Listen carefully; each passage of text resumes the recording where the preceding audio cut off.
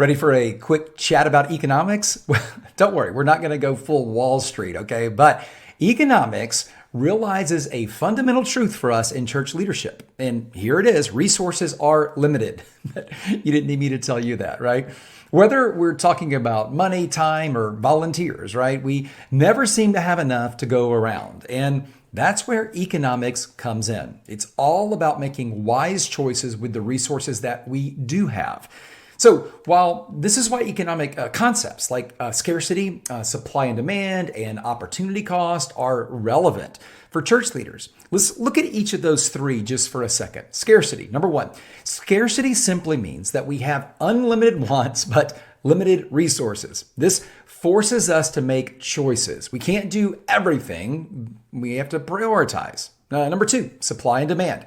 This is all about how the availability of something, supply, and the desire for it, demand, influences the price. Now, in a church context, we don't sell very much, hopefully nothing.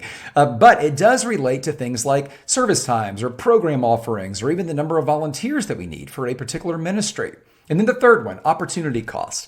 It's a little bit trickier. It's basically or essentially the value of the next best thing that we give up when we make a choice. Every decision we make comes with a trade-off. We can't choose to do everything.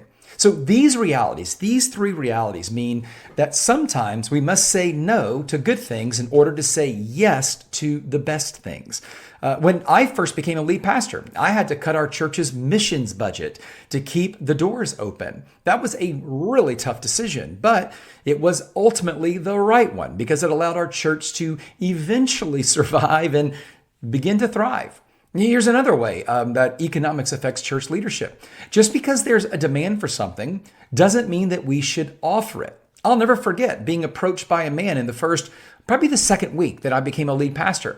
He wanted to start a motorcycle ministry. Now, I didn't have a motorcycle. I wanted one, so this sounded like a fun idea. Maybe I could use this ministry to get one. Now, on the surface, it might sound fun, and it may even sound like an engaging way to reach people. You could certainly argue it as a part of the mission.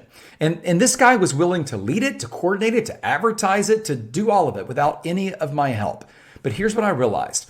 I realized that this idea was not aligned directly with our church's core mission and would have diverted some resources, even though he was going to handle it, from more important ministries. Even if it was just a little bit, it wasn't worth it. So we had to say no.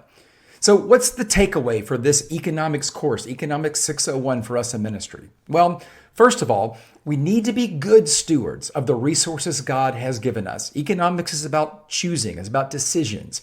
This means that we have to be intentional about our budgeting, our time management, and even how we utilize people, staff, volunteers. Secondly, we need to be willing to make tough choices. We can't do everything. We have to focus on what's most important and what's most connected to the mission. This may mean cutting programs, saying no to certain requests, or even making some difficult staff decisions. Lastly, finally, we need to remember that opportunity cost is always a factor. Every decision we make comes with a trade-off. So let's make sure we are choosing wisely, that we are investing our resources in ways that will have the greatest impact for the kingdom.